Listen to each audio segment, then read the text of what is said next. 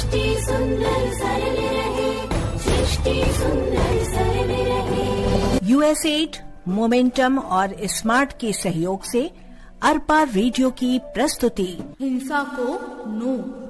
समझ प्रेम सम्मान का आपस में अनुबंध रहे। महिलाएं अपने आप को असहाय न समझे। हिंसा के खिलाफ छोटी छोटी लेकिन महत्वपूर्ण जानकारी देने वाला कार्यक्रम हिंसा को नो।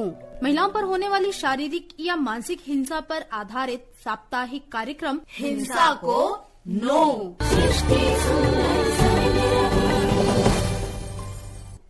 अरपा रेडियो सुनैया जम्म संगवारी मनला संज्ञा और मातृका के जय जोहार राम राम। और आप मन के स्वागत है हमारे लिंग भेद और हिंसा आधारित कार्यक्रम के नवा एपिसोड में, जेखर नाम है हिंसा को नो। ये तो हमन आपमन ला समय समय में बतात रही थे कि हमारे एक कार्यक्रम के मकसद खाली हिंसा के बारे में जानकारी देना नहीं है। एकर संगे संग हमन ए उम्मीद घलोक करथन के आप मन हमर संग सच्ची माँ हिंसा ला नो बोले माँ मदद करिया। बिल्कुल सही कहे है मातृका। संगवारी हो, हम सब जन जानथन कि हमार आसपास हिंसा होथे, लेकिन हमार मन में एक ठन उलझन हमेशा रहते कि हमन कैसे पीड़ित के मदद कर सकथन। बस आप मन के यही उलझन ला मिटाए बर हमन हाजिर हो गए हन।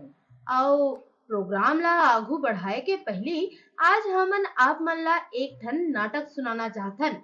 त बांध लेवा अपन कुर्सी के पेटी और बढ़ा लेवा अपन रेडियो के आवाज। तो चला करथन हमर नाटक के आगाज। चलिए आइए सुनाती हूँ मैं आपको एक ऐसी कहानी जहाँ पर कानूनी अधिकारों को जानने में ही है समझदारी। दोपहर का समय था। एक लड़की गुमसुम सा चेहरा लिए अपने घर के वरांदे में बैठी थी। तभी अचानक से सुनाई दी उसको एक आवाज, सुनीता, अरे ओ सुनीता, कहाँ हो भाई? नमस्ते काकी। माँ तो अभी छत पर गई है, आप बैठिए, माँ आती होंगी। अरे राधा बेटिया, तुम ससुराल से कब आई? चलो अच्छा है, अब आई हो तो लंबा रुक के जाना। हाँ काकी, मैं आपके लिए चाय लेकर आती हूँ। इतने में सुनीता छत से नीचे उतर आती है। तभी हाजिर होती है राधा लेकर चाय। और राधा बिटिया, ससुराल में सब कैसा है? तुम्हारे तो चेहरे की रौनक ही गायब हो गई है। दामाद जी खाना नहीं देते क्या? काकी वो दरअसल ससुराल में सब अच्छा चल रहा है इसके। बहुत दिनों से घर आई नहीं थी, हमें बोली हमारी याद आ रही है, तो हम बोले कि कुछ दिनों के लिए घर आ जाओ। बस अब कुछ दिनों में चली जाएगी। सुनीता की ये सब बातें सुनते ही राधा के उड़ गए होश। राधा थी हैरान। तभी शांति की ओर से आया ये घर आते हुए दूसरा सवाल। राधा, तुम्हारे गले पे ये निशान कैसा है? ये तो बहुत गहरा जख्म लग रहा है। ओ राधा कल छत से उतर रही थी, बस पैर फिसल गया और गिर गई। बस उसी का निशान है, कोई गहरा घाव नहीं है। ओह, सुनीता की ये बात सुनकर शांति को हुआ थोड़ा शक। शांति क्योंकि थी एक आंगनवाड़ी कार्यकर्ता, उसको हुआ शक कि कहीं ये मामला घरेलू हिंसा का तो नहीं। राधा, मैं तुमसे कुछ देर अकेले में बात कर सकती हूँ? अरे अकेले में क्या बात करनी है, यही बात करिए। सुनीता, राधा के शरीर में जो निशान है वो घरेलू हिंसा की वजह से भी हो सकते हैं, इसलिए मुझे इससे बात करनी बहुत जरूरी है। ये बोल शांति राधा को लेकर जाती है दूसरे कमरे में। चलिए हम भी चलते हैं, जानते हैं होता है क्या दूसरे कमरे में। राधा, तुम्हें डरने की बिल्कुल जरूरत नहीं है, बस मुझे बताओ कि आखिर तुम्हारे साथ हुआ क्या है। शांति की ये बातें सुनते ही राधा रोती है बड़ी जोर जोर से, फूट फूट कर। मेरी शादी को 8 महीने हो गए हैं। शादी के कुछ समय तक तो सब कुछ बहुत अच्छा चल रहा था, लेकिन 3 महीने के बाद मेरी सास और बाकी ससुराल वाले मुझे दहेज न लाने के लिए ताने देने लगे। पहले मैंने सोचा कि कुछ दिन में ये सब बंद हो जाएगा, पर दिन भर दिन तो ये बढ़ने लगा। घर में आए मेहमानों के सामने भी वे मुझे दहेज के लिए ताने मारने लगे। एक समय तो ऐसा आया जब जब जब ये लोग मुझ पर शारीरिक हिंसा करने लगे। धीरे धीरे उनके जुल्म बढ़ने लगे। कभी तो वो मुझे जलाने की कोशिश करते, तो कभी मेरा हाथ गर्म पानी में डाल देते और मुझे घंटों घंटों तक कमरे में बंद करके रखा। मेरे ससुराल वालों ने मुझे घर से निकाल दिया है और कहा है जब तक मेरे घर वाले मुझे दहेज नहीं देंगे तब तक वो मुझे घर भी नहीं आने देंगे। राधा, खुद को संभालो। तुम्हें घबराने की जरूरत नहीं है। हम कोर्ट जाएंगे और वहां तुम्हारा केस दर्ज करवाएंगे। लेकिन ये तो हमारे घर का मामला है, भला कोर्ट हमारा मामला क्यों सुनेगा? तुम्हें गलतफहमी है। महिलाओं के खिलाफ हो रही हिंसा को रोकने के लिए हमारे संविधान में काफी सारे प्रावधान हैं, जो हिंसा और घरेलू हिंसा से पीड़ित महिलाओं की मदद करते हैं। जैसे कि घरेलू हिंसा के खिलाफ महिलाओं का संरक्षण अधिनियम 2005, आईपीसी के तहत सेक्शन 498 ए, दहेज निषेध अधिनियम 1961, ये सब। अपने सारे दस्तावेज तैयार रखना, हम कल ही सखी वन स्टॉप सेंटर जाएंगे। बात तो बहुत काम की बताई है शांति ने। तो करिए अपनी गलतफहमी दूर और जानिए घरेलू हिंसा और उससे जुड़े सभी नियम कानूनों को। संगवारी हो, राधा के जैसे ही हमर कई जन बहिनी मन ला ए कानून के जानकारी नहीं है। और एकरे बर आज हमन अपन ए प्रोग्राम के माध्यम ले आप मन संग महिला मन के कानूनी अधिकार के बारे में जानकारी साझा करबो, ताकि राधा जैसे हमर सब बहिनी मन ला अपन अधिकार के जानकारी हो और वो खुद ले बोले हिंसा को नो। ये तो आपमन बहुत सही कहा। हमर खास कार्यक्रम के उद्देश्य घलोक यही है, ताकि हमन अपन श्रोता संगवारी मन तक वो जम्मो जानकारी पहुंचा सकन जेन हा ऊ मन ला हिंसा ले निकले में मदद कर सके और ऊ मन हा हिम्मत और जोश के साथ हिंसा ला खत्म करे में हमर सहयोग देवे। हमन एक कार्यक्रम के तहत हमन आप मन ला लिंग आधारित हिंसा के बारे में और ओकर प्रकार के बारे में बताए हन, हिंसा के चक्र और ओ चक्र ले निकले के तरीका के बारे में गोठियाए हन, और आज हमन ओखर ले जुड़े कानून के बारे में बात करथन। घरेलू हिंसा के समस्या खाली भारते में नहीं है, बल्कि हर देश में देखे ला मिलथे। और ए बात तो हमन शुरू ले बताथन कि घरेलू हिंसा के शुरुआत महिला के जन्म ले पहली ले ही लड़का और लड़की के बीच भेद के रूप में हो जाथे। मातृका, एक ठन और ध्यान देहे वाले बात है कि घरेलू हिंसा के अंतर्गत आए वाला हिंसा खाली ओ हिंसा जेना पति करथे, बल्कि एमा घर के कोनो भी सदस्य द्वारा करे गए हिंसा शामिल होते। जैसे घर के सदस्य मन के ताना देवाई, घर ले निकाले के धमकी देना या ओला ओकर अपन घर ले निकाल देना, खाना में कम पोषण देना आदि आदि। और कई घा महिला मन सोचते कि अगर सास ससुर ननद जेठ जेठानी देवर मामा नानी नाना कोनो और करीबी रिश्तेदार महिला ऊपर हिंसा करथे त ओहा घरेलू हिंसा के अंदर नहीं आए।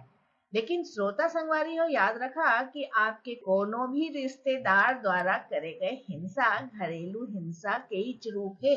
विश्व स्वास्थ्य संगठन के अनुसार हर 3 में ले 1 जन महिला हा शारीरिक या यौन हिंसा के शिकार होते। भारत में हिंसा के एक और बड़े कारण माने गए हैं दहेज। हमारे देश में दहेज के प्रथा बरसों बरसों पुराने हैं।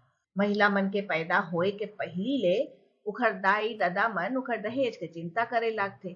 भारत में महिला मन के शिक्षा ले अधिक महत्ता उखर शादी और दहेज ला दिए जाथे। भले ही साल 1961 में सरकार हा दहेज प्रथा ला गैर कानूनी साबित करके ओके ऊपर रोक लगा दिए है, लेकिन आज भी भारत के लगभग हर कोना में दहेज के मांग गैर कानूनी तरीका ले करे जाथे। घरेलू हिंसा और दहेज के गहरा रिश्ता है।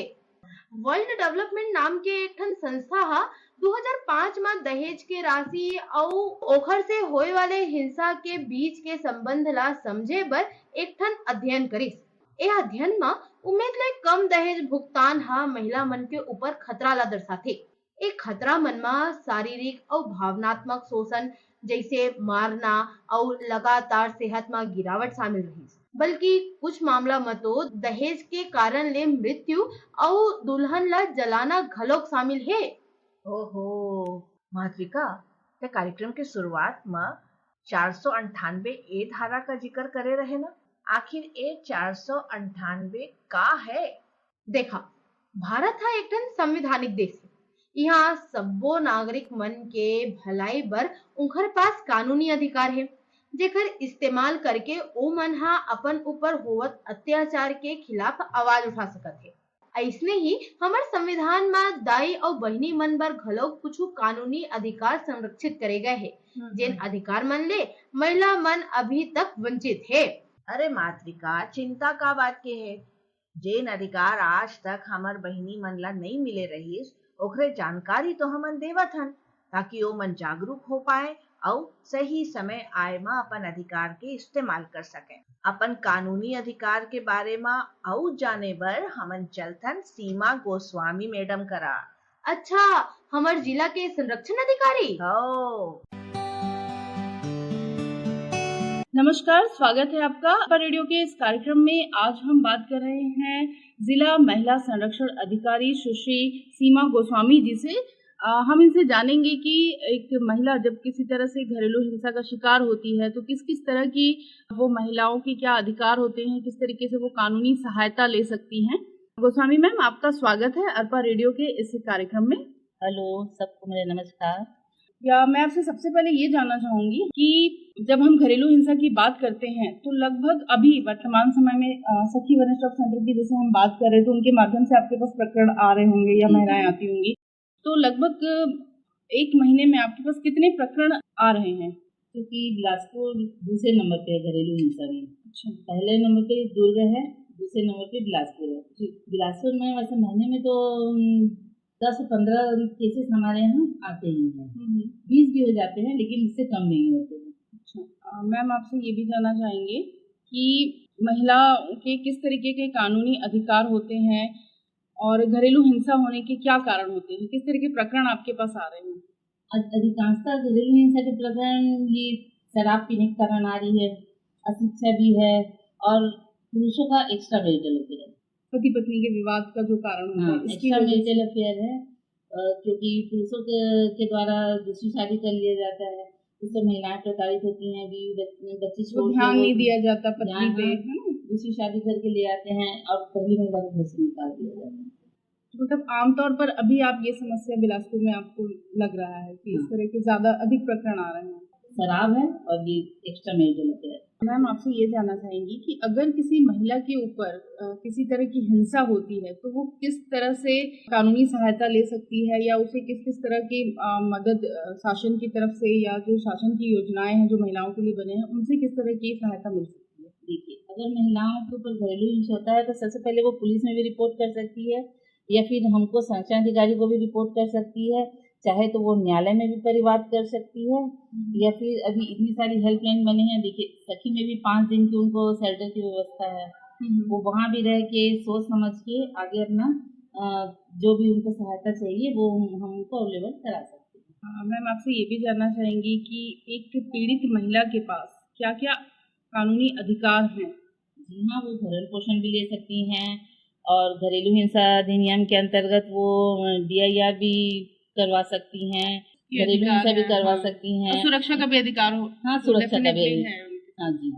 मैम, आपसे ये भी जानना चाहेंगे, जैसे आपने DIR की बात की, तो DIR क्या है, FIR और DIR में क्या डिफरेंस है, या महिलाओं को इसको किस तरीके से समझने की जरूरत है? जैसे थाने में जाते हैं तो FIR दर्ज कराया जाता है, जिसे फर्स्ट इंफॉर्मेशन रिपोर्ट कहा जाता है।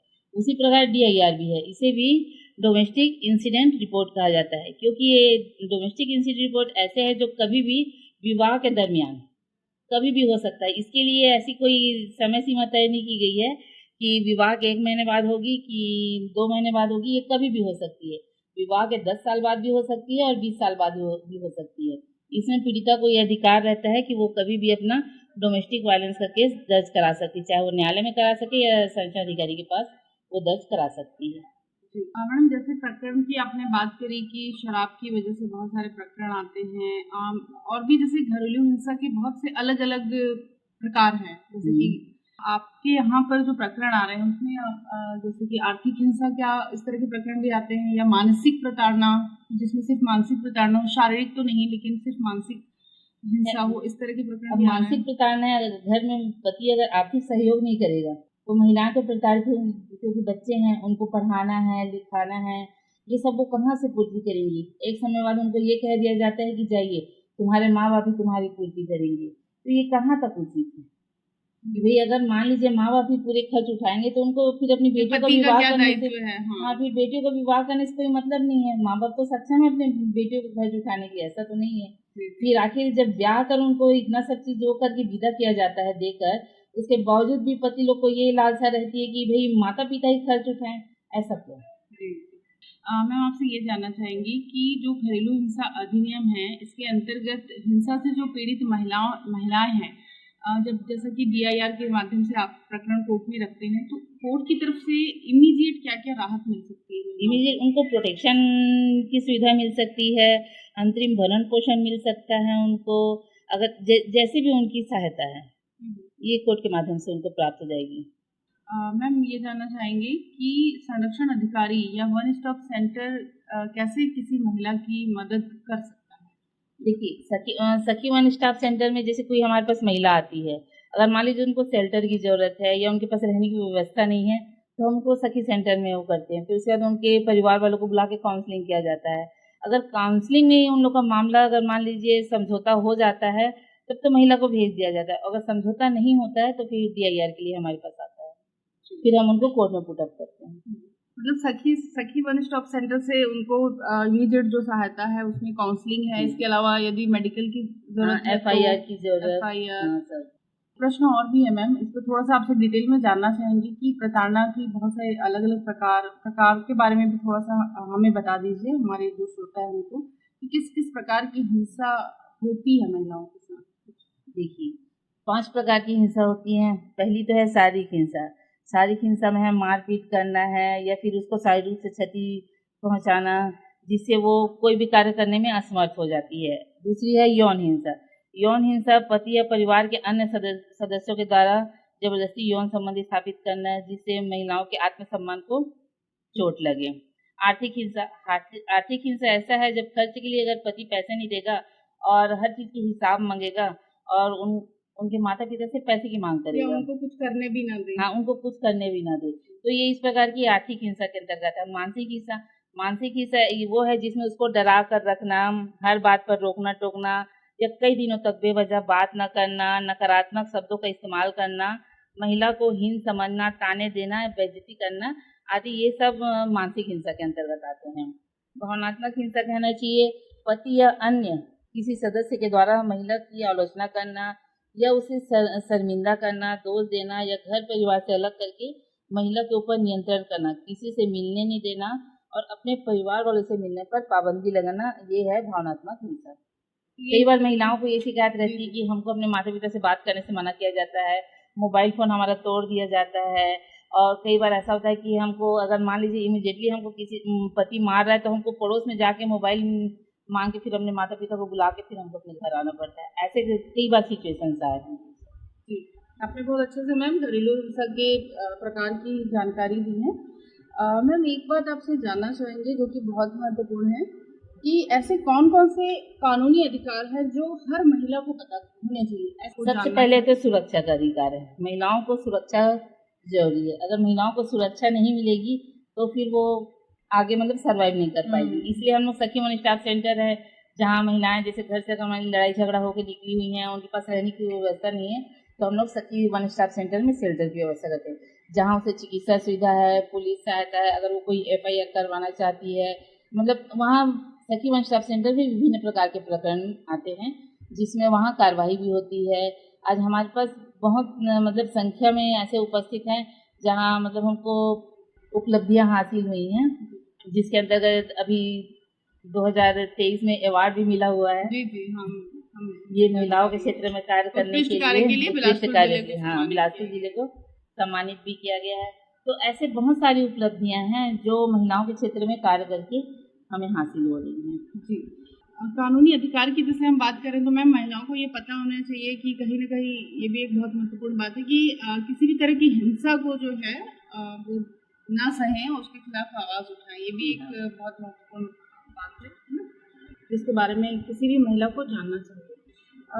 मैम हम आपसे ये जानना चाहेंगे कि हमारे जो श्रोता हैं उनको आप अपनी तरफ से इससे संबंधित जो हमारी सखियां हैं, दीदियां हैं, महिलाएं हैं, उनको क्या संदेश देंगे कि किस तरीके से वो घरेलू हिंसा से अपने आप को बचा सकती हैं? यदि महिलाओं को लगता है कि घरेलू हिंसा होने का डर है तो वे 181 में भी कॉल कर सकती हैं, 1091 में भी कॉल कर सकती हैं, 112 में। 112 तो सभी जगह फेमस है और हर चौक चौराहे में ये आपको उपलब्ध है, जो कहते हैं ना एक नंबर सब ओवर। तो ये भी उपयोग कर सकती हैं। अगर मान लीजिए यहाँ सहायता मिल जाती है तो फिर उसके बाद वो सखी वन स्टॉप सेंटर आके अपनी शिकायत भी दर्ज करा सकती है। अगर उनको FIR की जरूरत है तो FIR भी करवा सकती हैं। अगर उनको न्यायालय में जाना है, DIR करवाना है, तो वो भी हमारे पास आ सकती हैं और भरण पोषण ले सकती हैं। मैम सखी वन स्टॉप सेंटर क्या है, थोड़ा बता दीजिए हमारे श्रोताओं को। सखी वन स्टॉप सेंटर का नंबर नोट कर लीजिए, 07752408469। इस नंबर पर महिलाएं संपर्क कर सकती हैं। इस नंबर पे संपर्क करके सहायता प्राप्त कर सकती हैं। धन्यवाद गोस्वामी मैम, आपने बहुत ही महत्वपूर्ण जानकारी जो है घरेलू हिंसा से संबंधित हमारे श्रोताओं को दी है।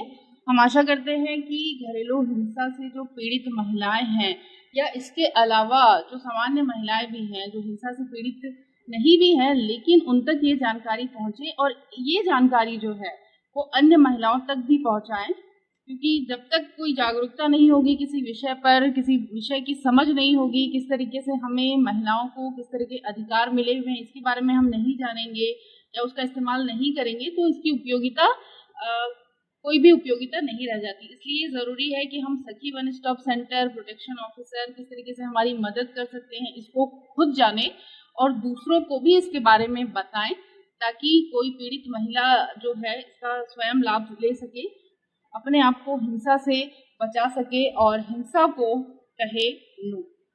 सुनो, समझो, चुप्पी तोड़ो, बोलो हिंसा को नो। आज तो हमला सीमा मैडम के माध्यम ले बिकटकन जानकारी मिल गए। हाँ मातृका, वैसे तो मैडम हाँ सब जानकारी दे दे है, लेकिन मैं अपन श्रोता संगवारी मन ला फिर से बताना चाहत हूँ कि घरेलू हिंसा के खिलाफ महिला मन के संरक्षण अधिनियम 2005 का है, ताकि माई लोगिन मन ला शारीरिक, यौन, भावनात्मक और आर्थिक शोषण के एक विस्तृत श्रृंखला ला प्रतिबंधित करते, यानी कि महिला मन ला एमा से कोनो भी प्रकार के हिंसा ला बहुत लंबा समय तक झेले ला मत लगाए। और यही सब बात ला ये अधिनियम के तहत व्यापक रूप से एकदम बड़े रूप में परिभाषित किए गए है। ये अधिनियम के सीमा में खाली पुरुष से विवाहित महिलाओं की सुरक्षा शामिल नहीं है, घर के जो और रिश्तेदार रहते ना, दादी, नानी, चाची, बाबा, कोनो जन के ओ परिवार के सदस्य मन से भी अगर कोनो हिंसा होते ना, तो ओ सुरक्षा भी शामिल है। ए अधिनियम में हिंसा के एक कानून के तहत महिला मन ला घरेलू हिंसा, वित्तीय मुआवजा और अपन घर में रहे के अधिकार के खिलाफ सुरक्षा तलाश कर सकते और अलग अलग रहे के स्थिति में दुर्व्यवहार करे वाले ले भरण पोषण प्राप्त कर सकते। ये कानून ये बात की गारंटी भी देते कि महिला मन को ओखर घर से नहीं निकाला जाए, और अगर ओमन के संग दुर्व्यवहार होत है तो ओमन खुद के समर्थन कर सकते। और यह महिला मन के ऊपर होए वाला दुर्व्यवहार ले उनकर सुरक्षा ला सुनिश्चित करते। संगवारी हो, एकर अलावा एक ठन और कानून है जेकर इस्तेमाल महिला मन के सुरक्षा बर करे जाते, जेला कहते दहेज निषेध अधिनियम 1961। एहू एक ठन आपराधिक कानून है जेकर तहत दहेज ले वाले या दहेज के मांग करे वाले मन ला दोषी समझे जाते और वो मन ला दंड भी दिए जा सकते हैं। दहेज निषेध अधिनियम 1961 के तहत ही दहेज के परंपरा पर प्रतिबंध लगा दिए गए हैं। ये कानून के तहत दहेज देवैया मन ला या और दहेज लेवैया मन ला या फिर दहेज के मांग करैया मन ला आधा साल यानी के 6 महीना तक के कैद हो सकते या ओमन ऊपर 5,000 तक के जुर्माना लगाए जा सकते। सुने हो ना संगवारी मन, जेल भी हो सकत है। तो संगवारी हो, आशा करथन कि आप मन ला आज के एपिसोड पसंद आए हो ही। और ये बात के ध्यान रखा कि आप मन से भी कोनो प्रकार के लिंग आधारित भेदभाव जन होवे।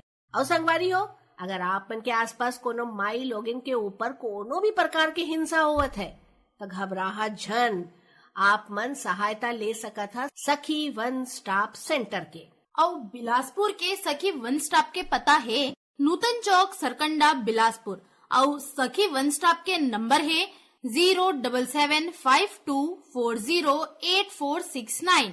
और महिला हेल्पलाइन नंबर ला तो खलो बता दे।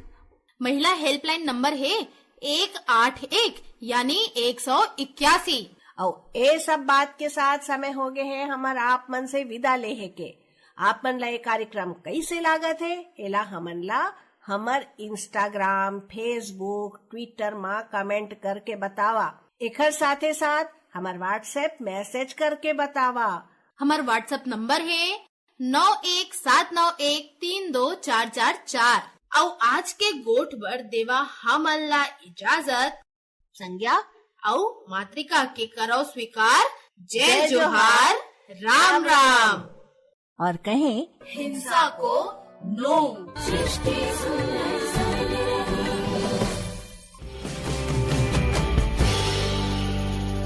आप सुन रहे हैं बिलासपुर छत्तीसगढ़ का अरपा कम्युनिटी रेडियो 90.8 मेगाहर्ट्ज पर।